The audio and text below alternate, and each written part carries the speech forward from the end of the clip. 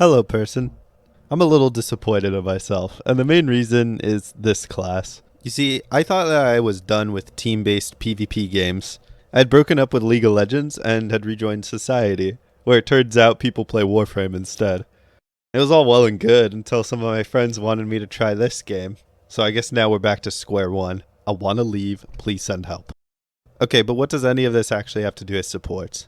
Well, it's just the simple realization I recently had that they can be really fun. If you're someone that thinks that a Healy character is boring, then maybe I can convince you otherwise. There are definitely some traits for this class that can be highlighted with the right approach.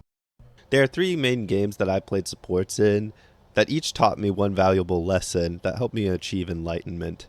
So let's get into it. Way back in the olden days, there was a game called Overwatch. Being as talentless as I am, aiming at people was above my pay grade. So any character that required that as part of their gameplay was quite difficult for me to pick up. Rather than spend hours learning how to do that, I preferred the simpler solution of just playing Mercy. Now I expect a lot of people think that she's super boring. But if camping behind a wall as your team dies off one by one just to pop out and res everyone is boring, then I don't really know what's supposed to be entertaining. You would just be upset that I got play of the game for playing like a coward. At least until they removed that, which was really sad. But it did help me discover that you can do other things with the character. Turns out I could heal this whole time. Who knew? Okay, maybe I did know about that before, but now that the gimmick was removed and I was actually forced to play the video game, it turns out there's a bit of skill to that.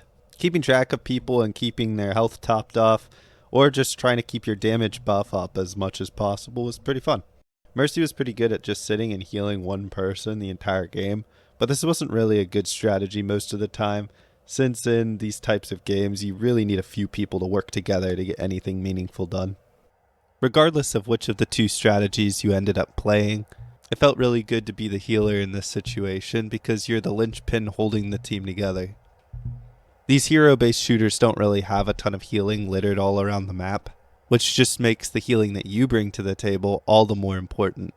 So as it turns out, you don't really need to let your entire team die for you to be useful. So what did we learn from Overwatch here?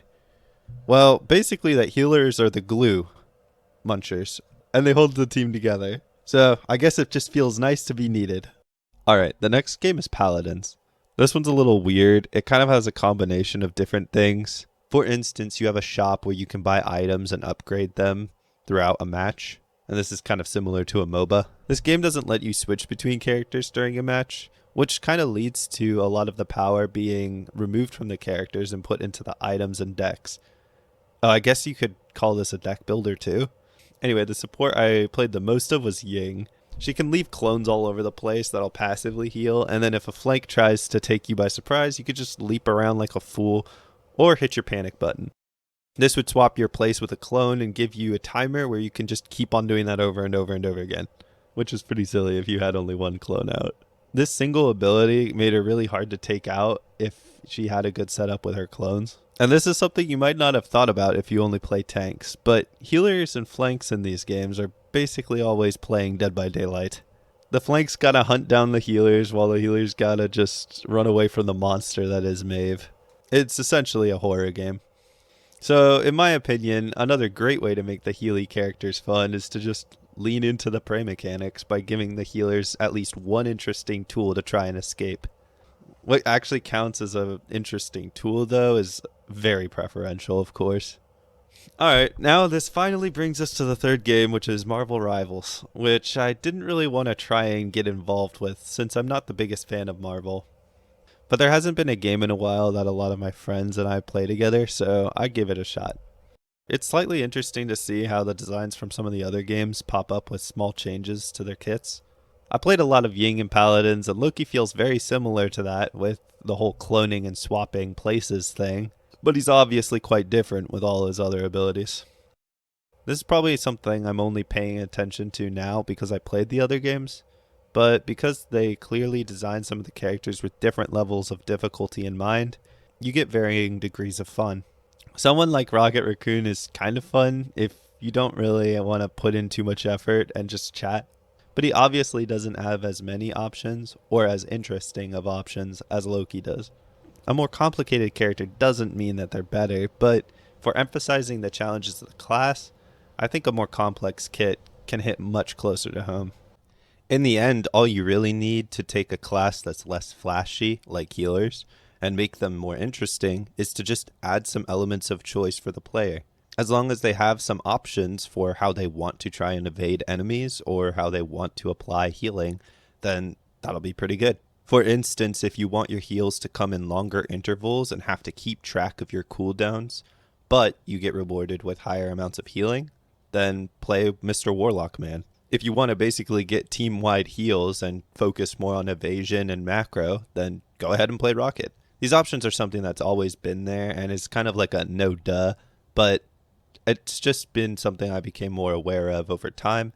And it's really nice because I don't really want to spend a whole bunch of time learning a skill I'm not interested in or not even good at to start with.